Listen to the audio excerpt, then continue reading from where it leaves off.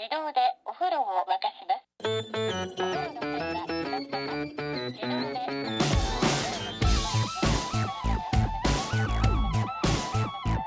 Hello and welcome to another episode of No Such Thing as a Fish, a weekly podcast. This week coming to you live from Poole.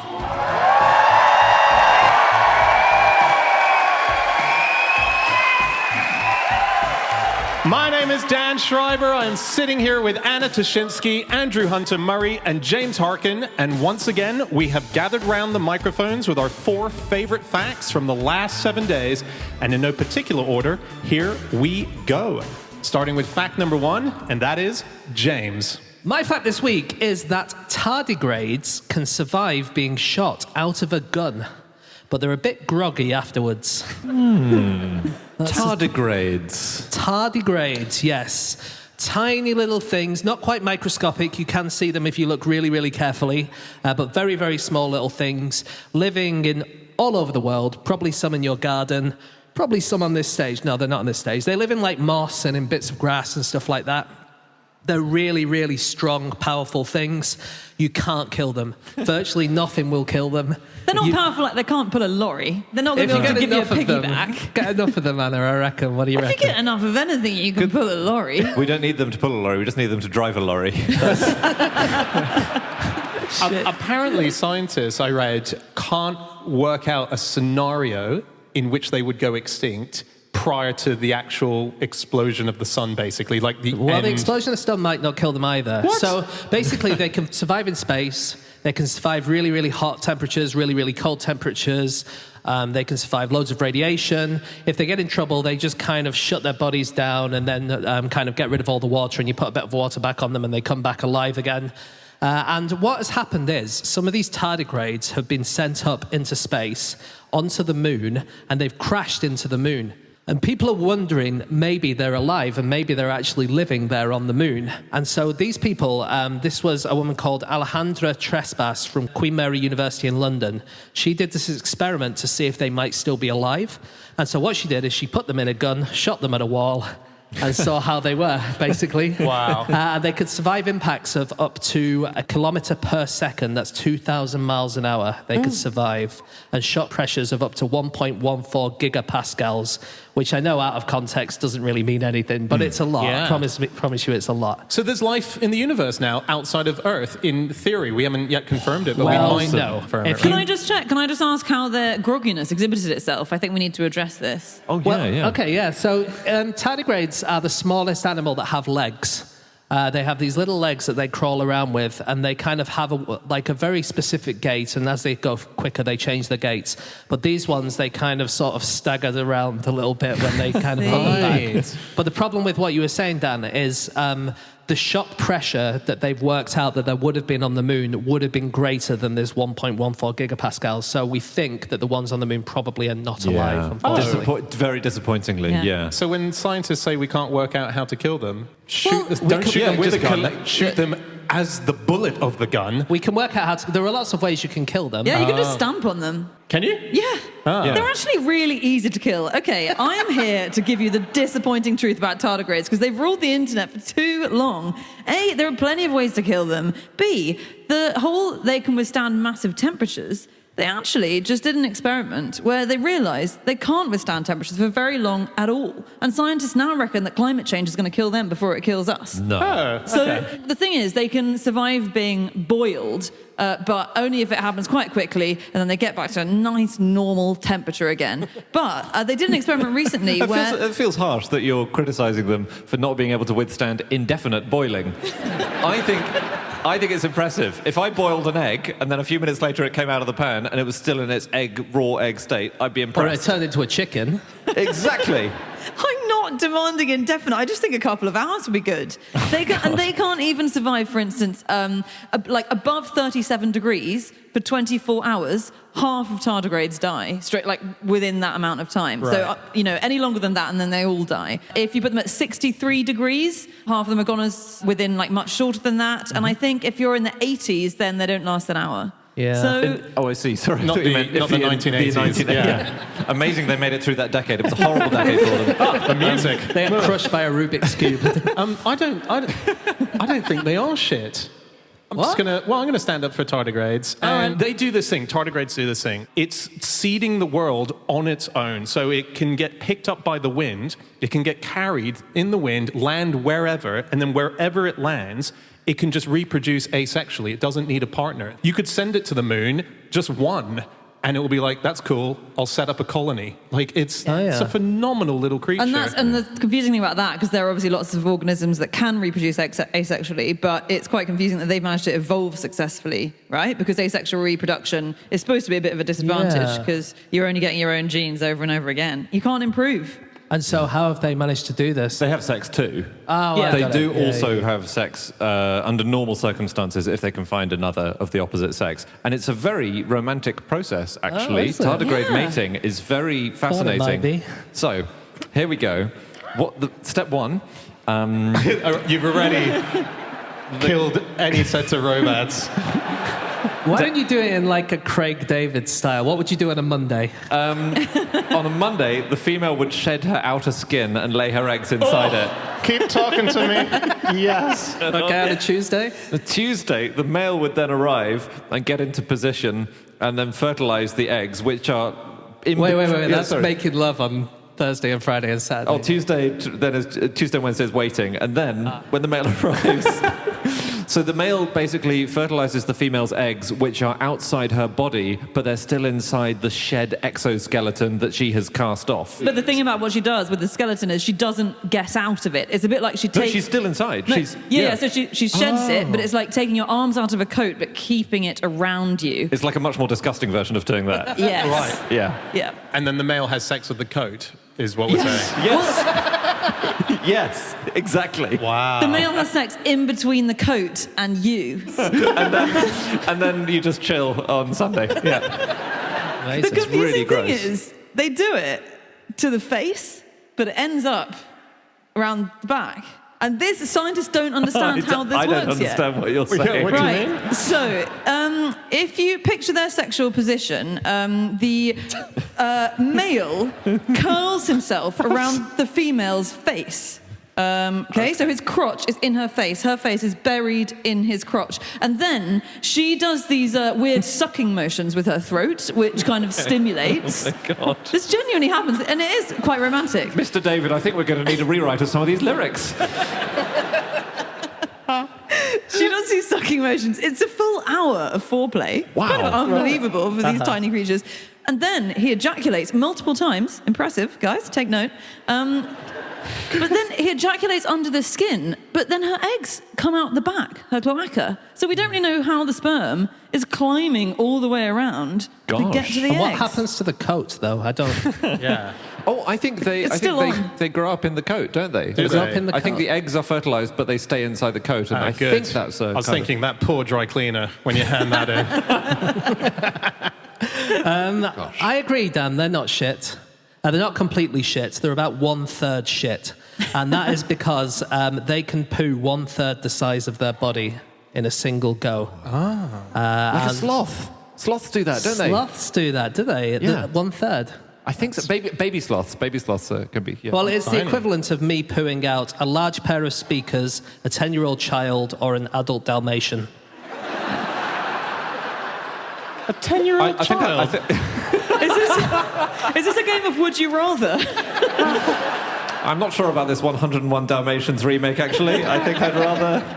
Wow, that's a lot of poo. It's amazing. The video is good, isn't it? Yeah, You should amazing. really watch Oh, there the is video footage, of yeah. tardigrades taking a poo, a tardigrade taking a poo, because you can feel it really trying to squeeze it out and get away from it. And it's enormous. I think it looks much bigger than a third of its body. There are two of them. It's by weight, it's a third. There are two Yeah. videos of them pooing. One of them, it's like really, really trying. The other one, it's finding it a lot easier. But the researcher who was doing that reckons it's because it was squashed between two pieces of glass. And maybe the squashiness helped it to send the poo Oh, out. it's like a fetish video then that you guys watched.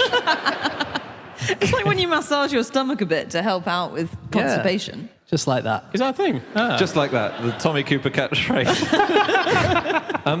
Can we talk about them, the way they suspend and then reanimate? Okay, Because it is sure. really, really cool. So they, as James said, if their environment dries out, so they live in moss, they also get called moss piglets, which is adorable. And if their bit of moss dries out, then they dry out with it, as it were, and they enter a thing called cryptobiosis. So they roll into a ball, they shrivel up. They're normally 85% water. That goes down to 3% water, so they're almost completely desiccated. But then, if you put water on them, whoop, back they come. And scientists have been testing for decades how long they can go for. And the problem is you need a tardigrade that was dried out decades ago to experiment. Yeah. The latest experiment on this was in 1983. A group of Japanese scientists in Antarctica, they found and they froze a group of tardigrades. Then 31 years later, in 2014, they popped some water on them and they woke up. Wow. Took them about 2 weeks, but they were called SB1 and SB2 for Sleeping Beauty 1 and Sleeping Beauty 2. I know. That's nice. And one of them, they both came around. One egg they had frozen also hatched into a healthy tardigrade, which then laid its own eggs 8 days later. It's incredible the way they come back. Yeah. But did they have lots of very dated cultural references?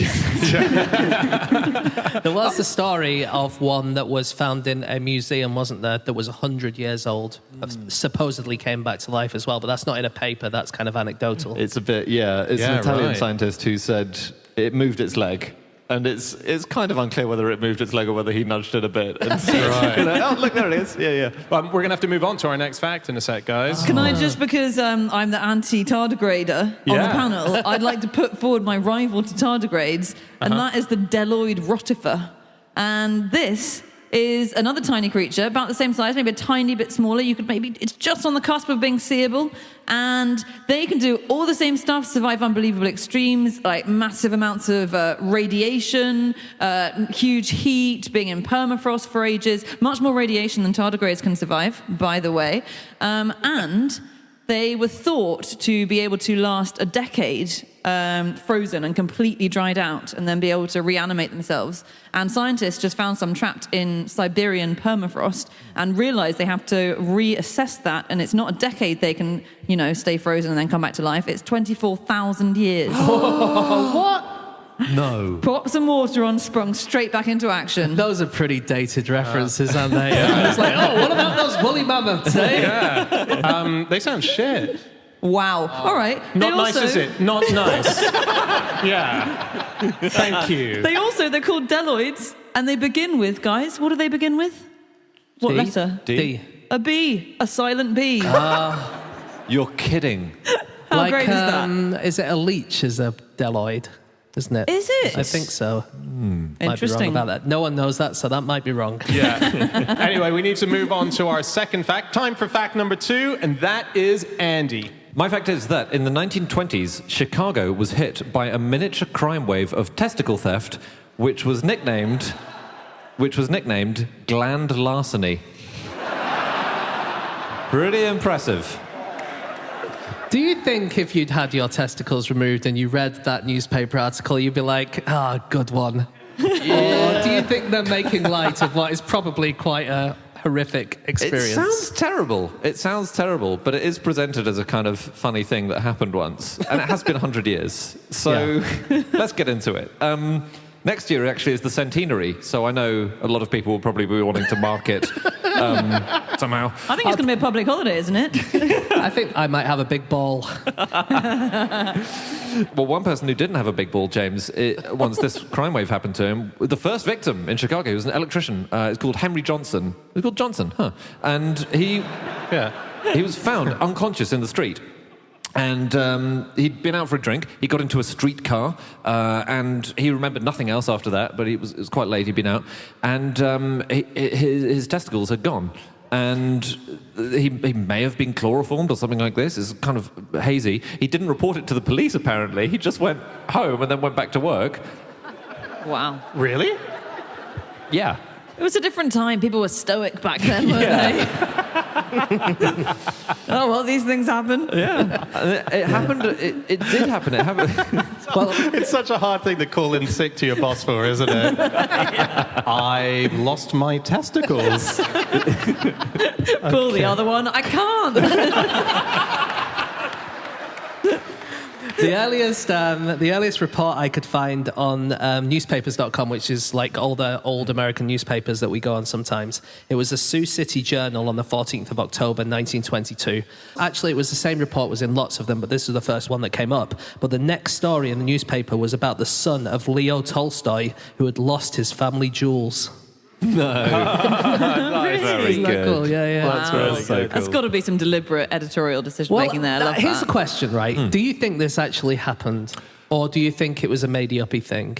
It definitely became a panic. There are... Yeah. Yeah. The stories were a bit... So you were talking about Henry Johnson, and he came to explain that he was missing his testicles off the back of a different person first revealing it. So it's like he didn't tell anyone, press-wise, but there was a guy called Joseph Wozniak who told, and then other people came out and said, me too, my balls were taken, and Johnson was one of them. But the report that I read, the article that you sent round to us, it said he discovered that one or both of his testicles were missing. And that's a curious thing to say. Yeah. Was that Wozniak? Yeah, that's Well, Wozniak. there were different standards of self-care back in the day. Right. Yeah. Because I was equally confused by his story. In the article that I read about him, it said that all that happened was he woke in the streets, not remembering how he got there, horrible taste in his mouth, chloroform, pain in his groin, got through the day, and then went to hospital where the doctor discovered his testicles had been removed. Which I would have thought you would have realised. But it'd be swollen. You'd be uncomfortable. Maybe you might not be looking, analysing yourself properly. You'd be bandaged as well, right? Presumably. Yeah. It wasn't. You bandaged? No, as in this is before he's gone to the hospital. No, I think. Well, there's been other cases, I think, where the people who were removing the testicles bandaged up the peg because they weren't trying to kill people; they just wanted their testicles. wanted the- Wait, So, sorry, do you think you'd be so uncurious that if you woke up on the street and you had a big old bandage around your crotch, you'd just go, you know what, I'm not going to touch it. I'm not going to touch it. It's none of my business. Okay. This kind of gets... It kind of gets to the heart of it. It's so hard to tell. Yeah. I think it may have happened to one or two people, but not to all of them. So, for I example, think so. there was a guy who, a young man called John Powell. This was in 1923. There were a couple more cases of it, or certainly alleged cases in 1923. A young man called John Powell, who was allegedly assaulted by three men wearing white lab coats who were shouting, "We need a gland." And I don't know if that is true, but it was true that the authorities took it seriously. They promised to charge gland banditry, genuinely the phrase that was used to refer to it. Right. They made it a special crime. That was the crime of mayhem. They sort of included gland banditry in the charge of mayhem, so you could get 14 years in prison if you were found guilty of it. Right. Yeah, So yeah. there were So responses, I think, the evidence that I could find, so a few things is, first of all, it's really hard to use chloroform to knock someone out. That's really? technically really a difficult thing to do. So in movies, when we see that, that's, takes you a would need couple to of hold it minutes. over for like 5 or 10 minutes. Often they would use other drugs as well. Sometimes, there are ways of doing it. You'd have to know what you're doing to get the right dose. You'd have to hold their head up so they don't swallow their tongue. So that's a bit dodgy. Okay. The other thing is all the articles warn about the dangers of liquor, and this was in the time of Prohibition. So they're always saying maybe sobriety and early hours would prevent much anguish for this person who lost his testicles, stuff like that. So there's saying that. he was saying they were drunk. Saying that basically there's prohibition happening, you shouldn't be drinking, but if you do drink, you might lose your balls.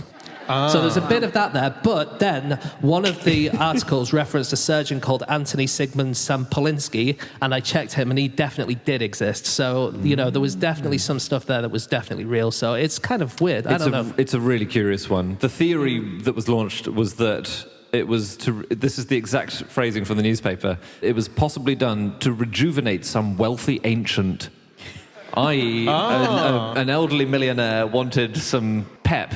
But wait a minute, but that was Testicle. happening though, wasn't it? But that's the weird thing. Yeah. That definitely was happening at the time, which lends credence to this. And maybe it was a panic off the back of the fact that people were going around inserting testicles into themselves. Yeah, shove a younger man's testicles on yourself and you will become his younger self, is what they thought. And then in Chicago, there was a famous doctor, Dr. Lespinasse, and he did, I think, one of the first successful testicle transplant ops in 1911. And this was actually initially for a man who'd lost both his testicles, weirdly in 2 separate incidents.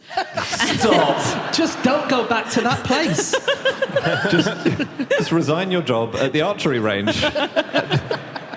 So he's lost Two both. separate incidents. Yeah, one was an accident and then one was a botched hernia operation. Oh, that's terrible. I know, it's That's very really sad. That's really Sorry, sad. we made jokes about that. Yeah. But he had this surgery, and so this is where the origin of the testicle transplant giving you this amazing virility came from. He had this surgery, and he said after the surgery, he had a strong erection accompanied by marked sexual desire so intense he insisted on checking out of the hospital right away so he could satisfy it. And so this doctor was like, wow, I found this amazing new thing for you guys. Word spread. And that was the guy in Chicago, right? Yeah. And was these things were in Chicago as well, right? Yeah. These exactly. testicle thefts. And in the same year as these thefts happened, there was a very, very famous example of the richest man in Chicago who's called Harold McCormick. And he underwent some kind of surgery, and they never said what it was, but all the press was certain that he was getting balls put into his balls. Everyone was so sure he was going to do it, and it was Les Binas again who was doing it. And the thing was, he had just married this woman called Gana Valska, who was an opera singer who was much, much younger than him. She was very, very famous. Her first 4 husbands had been worth a total of $125 million. First 4? Yeah, he was her 5th. That's going it. That's going some, right? But then he married her, and the idea was that he thought he'd never be able to keep up with her if he didn't have this operation. She was amazing, by the way. After she divorced McCormick, she married a guy called Harry Matthews, who claimed to have created a death ray. Cool. This is the most amazing woman I've never heard of. He was British, this guy. It was in 1924. He told everyone that he'd invented this death ray, and the government said, oh, can we have a look at it? And he went, well, give me some money first. Mm-hmm. And they went, well, we're not going to do that. He went, well, I'm going to France then. And he said he was going to go away, and there was a law made to stop him from going and selling his death ray, which obviously didn't exist to the French and to the other people. Wow. So what was her type? Cool. It's hard, like, just weirdos? Very, very rich men to start off with. Then men with testicles put into their testicles. Yeah. Then death ray guys. And then she ended up with a yoga teacher. The obvious end point. Anna, I don't think the 1911 guy was actually the very first, because I think there was a previous doctor called Charles Edward Brown Sequard. Yeah. So in the 1880s, he was convinced that you could reverse your aging. He was a brilliant doctor, by the way. He genuinely was a great doctor. He worked on the spinal cord and revolutionized our understanding of it. But he also... he started injecting himself not only with human seed, but he started with dog and guinea pig seed, guinea pig seed mixed up with blood, just to really, make it weirder. And he claimed, he was in his early 70s at the time, and he said, this has done me a power of good. All I do all day is run around in a wheel. He claimed his eyes had improved, he could see better, he could run up and down stairs again, which he hadn't done for years. He claimed he could lift 15 pounds more than previously, and he claimed the average length of his jet of urine had increased by 25%. Okay. All thanks to guinea pig. That's what you Imagine want. you stood next to him at a urinal and he's 3 feet behind you. How'd the operation go? The urinal punches through the wall. That's amazing. And that set off, because I think we've mentioned him before, and guinea pig testicle transplants became a big thing, but that set off a big wave of kind of transplanting, experimenting with other animal testicle transplants. And so there was a surgeon called Serge Voronoff and his wife, Mrs. Voronoff, Dr. and Mrs. Voronoff, who became very famous for implanting monkey testicles into men. And what they would do is they'd remove the monkey testicle, cut it into segments, and then they'd make an incision in the scrotum of the human, and then they would slot one of the segments into that, like squeezing an extra slice into a cake, sort of thing, or a chocolate orange kind of thing. Oh, wow! Yes, Yeah. And how many times would you? I'm trying to picture a millionaire walking around with 16 testicles worth of testicles in there, like just adding to it, just really It's indulging. a good job they don't do it anymore, isn't it? Can you imagine, like, Mark Zuckerberg walking around with, like, 200,000 testicles dragging behind him? They would all as the well. names we're mentioning are quite obscure names from history, but there is one name that sticks out who supposedly had monkey testicle injections into his own nut bag, and that is W.B. Yeats, the poet. Oh. Supposedly, he had this done. And yeah, I mean, and he was very sex crazy. Into his later life, he supposedly was going to Harley Street in London, and he was having these things. It was all rumors. I don't think it's been fully confirmed, but he had multiple affairs in the twilight years of his life. Because he was a weirdo, actually. He was into some freaky shit, so I believe it. And stuff, yeah, exactly. Apparently, if let's say a testicle falls out of you, let's just say scenario, you're going home tonight here in Poole and whoop, my testicle's fallen out.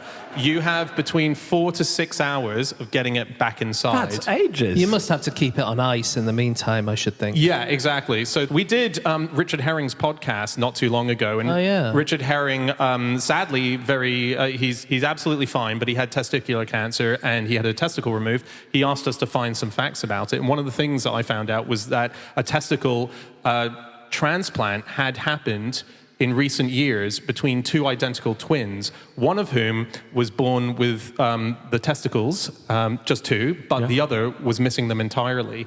And they were able to transplant a testicle to the brother, and they were in their 30s, and it was a doctor called Dr. Dickon Co. And superb. And Dr. Dickon was able to successfully transplant it, and it was great because you were transplanting it basically to the same body. Because it's genetically, genetically, twins, yeah, exactly, yeah. But 4 to 6 hours is roughly. Do you mean 4 to 6 hours during which the testicle will still be viable? Yes. Okay, so when you said if your testicle falls out, you do have to sort of sew up the wound and stuff, and you just mean the testicle, you'll still be able to reattach it and it will still function. Yes, and it will still function as a transplanted object of the body. Yeah. You can, if it's happening now, you can stay till the end of the show and you still got bags of time. Yeah. Don't say bags. We need to move on to our next fact. It is time for fact number 3, and that is Anna. Yes, my fact this week is that until 2016, the Indian government earned $10 million a year from a single tiger. Pretty impressive tiger. How do you make so much money from a tiger? It just worked really hard. This was a tiger called Machli, very famous tiger, big celebrity in India, and a Bengal tigress, in fact. And she just became famous for being impressive and hardcore, lasting a long time. She was constantly defeating the odds, so she would fight lots of much bigger male tigers for territory. She had one very famous altercation with a 14-foot crocodile that weighed twice as much of her, which, again, she had a real eye for PR because she always did this in front of tourists. So whenever a safari load of people came around, then suddenly she'd do something incredible like kill a crocodile, or she was a great poser, very photogenic. And so, raked in money for the government, the state government, for just people visiting years. to see her. Exactly, yeah. Right. Estimated the number of people who just booked their holiday for her. Yeah. I read that she won a Lifetime Achievement Award for being a tiger. That's not that difficult, is it? Like, she is a tiger, so surely every tiger has a lifetime of being a tiger. But I don't know. From I don't who, think they do. Who was the award from? Well, it wasn't BAFTA. I don't know who exactly it was. Sorry, I didn't know who it was. It was Travel Operators for Tigers. Oh, you really want that one, don't you? It's not the fucking Oscars. Like, it's. I know, but Probably the Oscars for tigers. It may very well exactly. It'd Yeah. be very dangerous to have that award at the Oscars. That's a health and safety nightmare. Like, what dressing room do they use? It wouldn't work. The carpet would be red by the end of the Oscars. That's true. But yeah, she was super cool, and she was so valuable to the government that in the end her life was extended. So she died when she was 19, which is very old for a wild tiger. They'd usually die when they're 15. But one of the reasons that she died so old is because she lost a few of her teeth. She lost her canines, and actually she lost one eye because she was always in these fights. And it was thought then that she was so valuable to the state, and people would be so devastated if she sort of starved to death because she lost her teeth, that the state started leaving meat for her, sort of tethered goats, out in the wild. And so they were didn't take her alive, weren't they, the goats? Yes, Like, So they didn't take her were? into captivity. They just left her in the wild, but with a nice tethered goat. She must have thought that, I don't know, Christmas would come every single day. She must have thought that goats had got a bit stupid. Yeah. Was the money purely from people visiting the place that she resided, or was she? So she wasn't doing like Pepsi ads, or like she wasn't on T-shirts and merch. No, she's very principled. She didn't believe in selling out and things like that. Okay. She just wanted to be herself. I'm sure definitely merch. There must have been Actually, merch. there's shed loads of merch. Yeah, her images. She was on a stamp. Her painting is everywhere if you go to train stations in India. And this is up in Rajasthan. in a Didn't know national she park. painted. Okay, yeah. Yeah, it's impressive. It's mostly paw prints, but it's impressive nonetheless. And she was the most photographed tiger in the world as well. That's pretty amazing, isn't it? Yeah. She had an amazing funeral because she was so kind of worshipped. So, in fact, I didn't realize this, all leopards and tigers are cremated in India when they die, or in national parks like this. And that is so that their skins can't be taken and sold on the black market, because obviously that encourages that. So she was cremated, but first, it's very cool, and there's a video of this. She was given a traditional Hindu funeral, so she was wrapped up in white linen, and you can just see her little head, quite big head, poking out above it, and then covered in lovely red flowers, and then carried on a kind of a funeral bier by lots of the park guards to this pyre. That's amazing. Yeah, So cool. It's quite a beautiful ceremony. Yeah. Can I tell you just a random tiger fact that go I for it. found quite cool? So the MGM, the movies, right at the beginning, you've got the big lion that's through the thing, big roar. So in the 80s, there was a sound designer called Mike Mangini who was working on ambient sounds for the movie Poltergeist. And while he was doing it, he collected a lot of different sounds, including tiger sounds. And he sent that to the people at MGM saying, have a listen to these roars, because they're really quite more striking than you have for your current lion that is doing the MGM roar. So when you hear that roar at the beginning of a movie, the lion is lip syncing. It's a tiger's roar. It's not a lion's roar. Lions apparently don't have quite that boomy, amazing roar that a tiger has. Wow. So it's Oh, dubbed. interesting.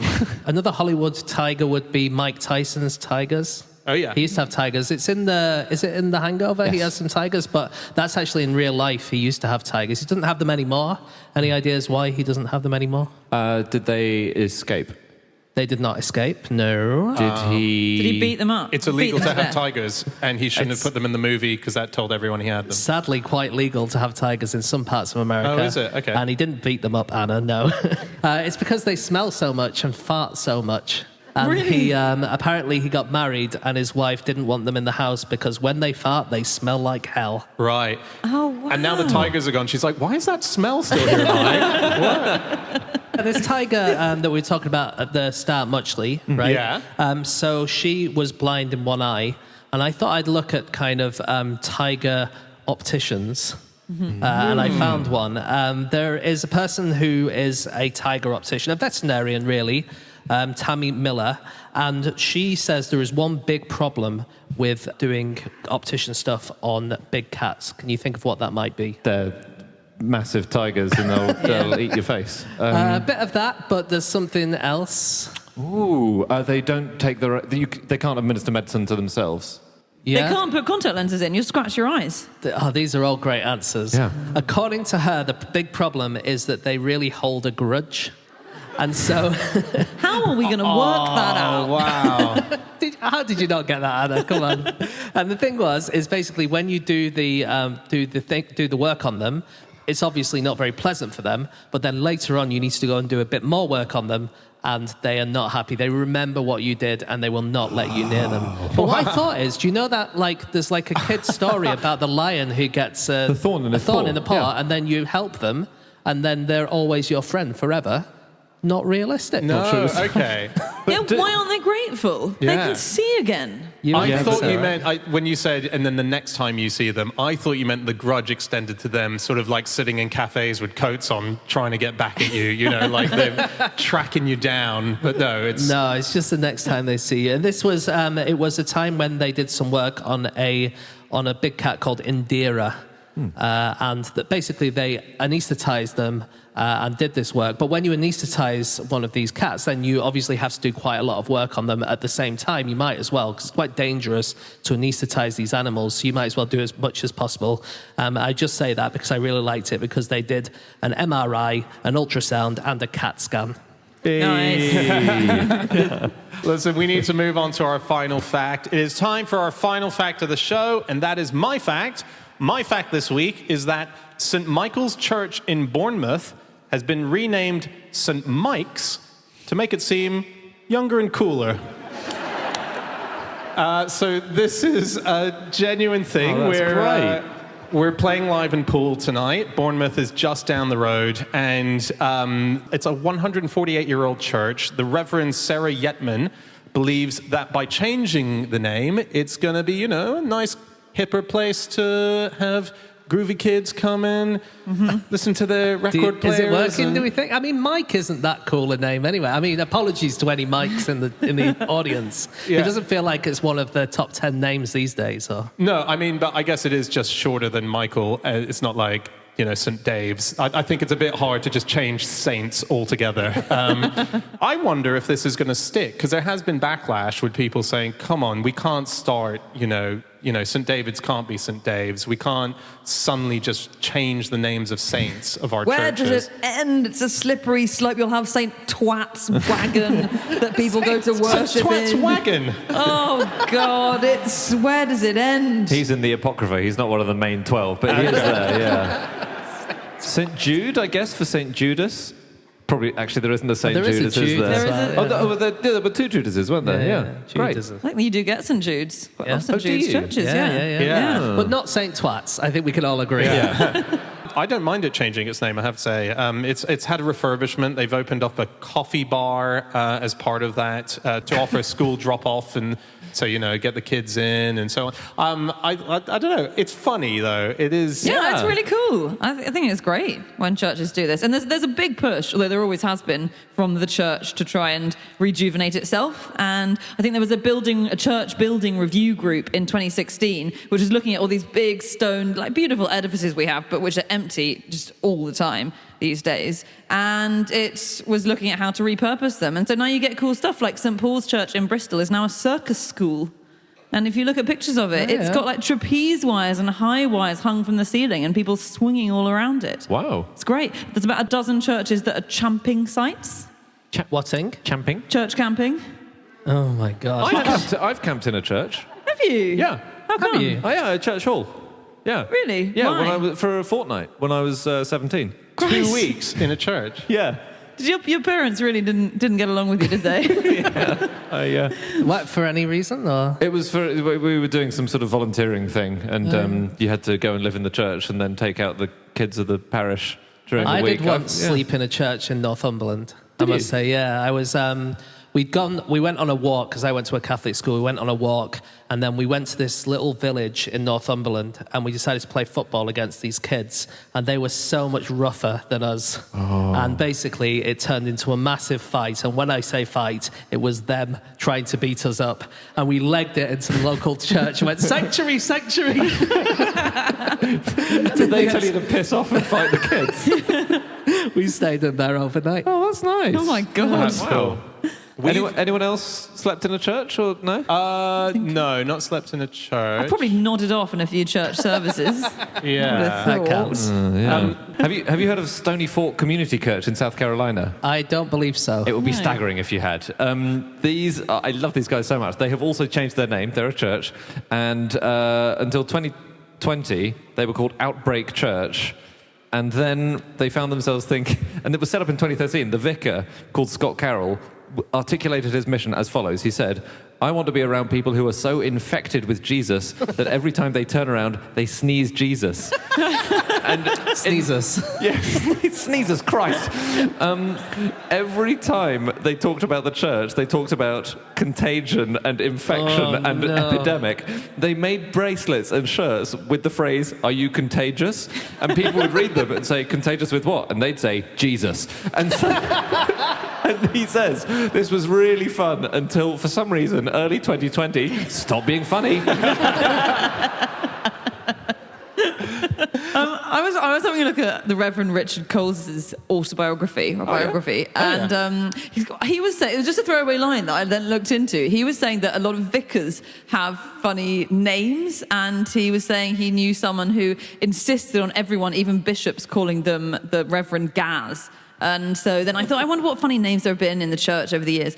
There's this blog, the blog of St. Chrysostom's Church in Manchester, and it's really good. You know, when people put proper effort into quite an obscure thing. And there's a piece on funny names of church leaders throughout history. And there are some such good ones. So I like this anecdote, which is Henry Joy Fines Clinton, who was a rector in the early 20th century, who went to see the Bishop of London, and the bishop said, "Take a chair, Clinton," to which he replied, "It's Fines, Clinton." And the bishop said, "In that case, take two." And so it's just, I thought that was funny from a bishop. Yeah. But, okay. Come on, it's a low bar. It's bishop humour. It's bishop humour, yeah. Okay, we won't get him on the podcast. This was his audition tape, and I thought... Come on, give us more zingers. Right, wow. Okay. Okay, what about this? The very Reverend Gonville Obi French Baytarg, but French is spelled with a small f and two of them. Is that important for the anecdote? Oh. That's it. There's no anecdote. It's just the word French spelled slightly differently. No, Anna, we want you to tell us every single one you found.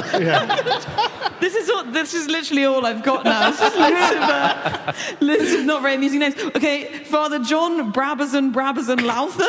Come on. It's two Brabazons. Brabazon? Oh my God, I'm just picturing Jimmy Carr at the Hammersmith Apollo. Your next act is a fucking killer act. She's got some amazing anecdotes. Anna Toshinsky, everybody. Woo! We've got Father Page Turner. We've got Father Pickles. Page Turner. Open with Page Turner.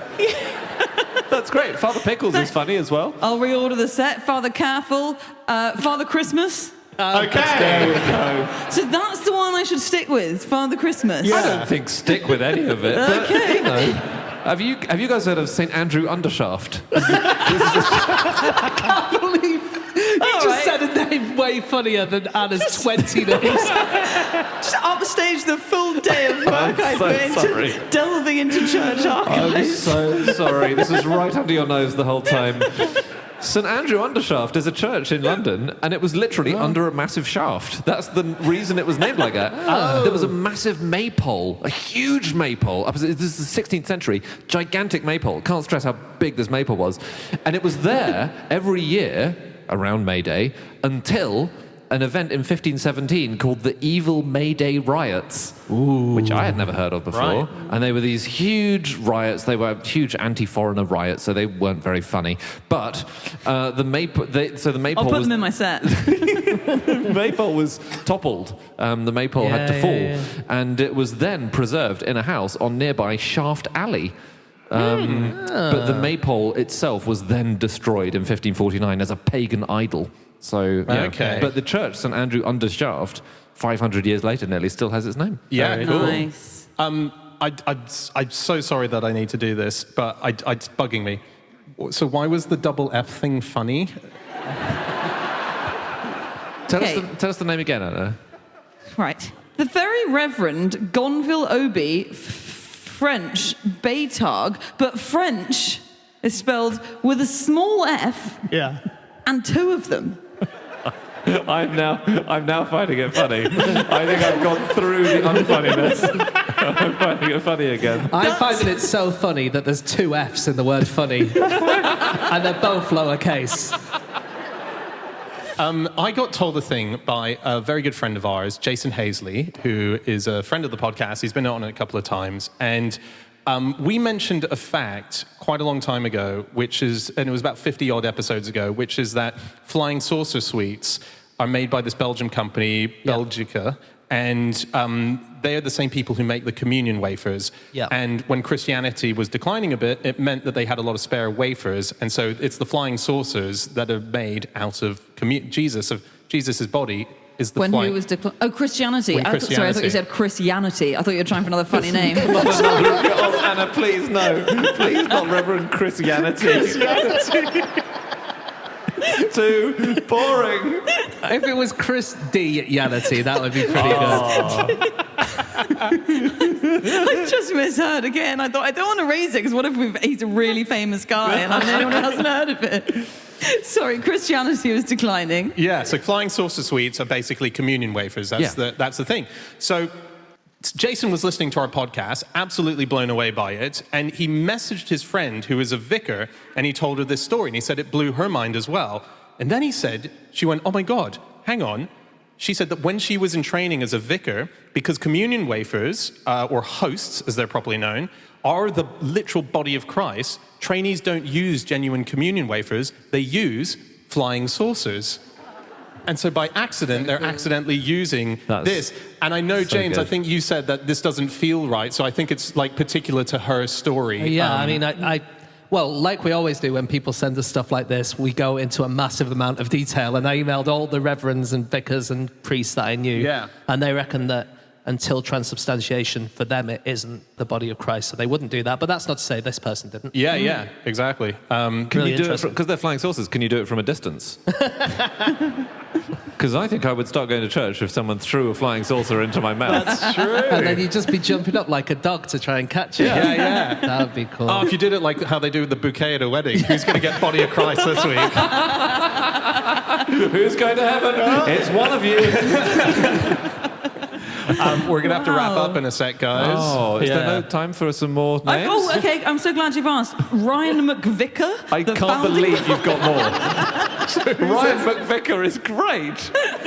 Yeah, that is good. My God, you were pissing around with the French guy when you had Ryan McVicar tucked all the way up your sleeve? I still think for French is the best. Maybe. Can I just on churches reinventing themselves? There is a church that's shaped like a high-heeled shoe in Taiwan, which has the Guinness record for the largest high-heeled shoe-shaped structure, and it was built in 2016. It's actually a wedding venue, so it's not ordained by God. It's like a wedding church, but it was built to attract women. And the Taiwanese government said there will be 100 female-oriented features inside, like maple leaves, chairs for lovers, weird, biscuits and cakes. Women. So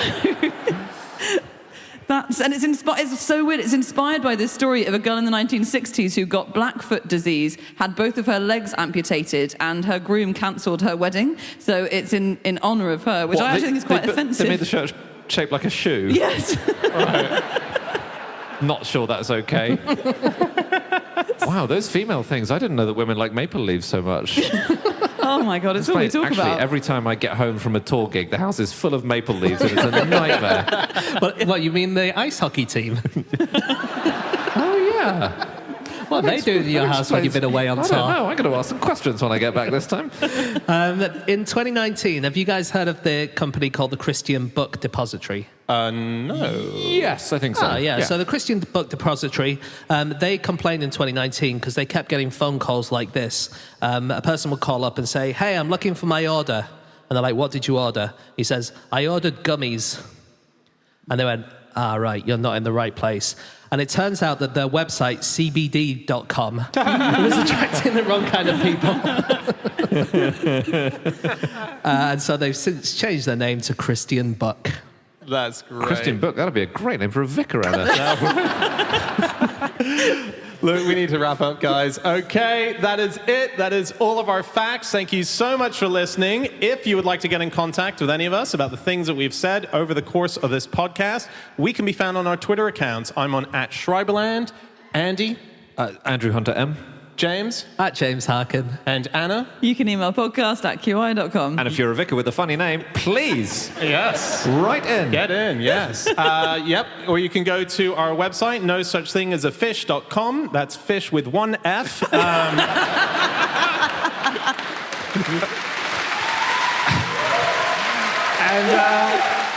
Thank you so much, Poole. We've had so much fun here tonight. And everyone listening at home will be back again next week with another episode. We'll see you then. Goodbye.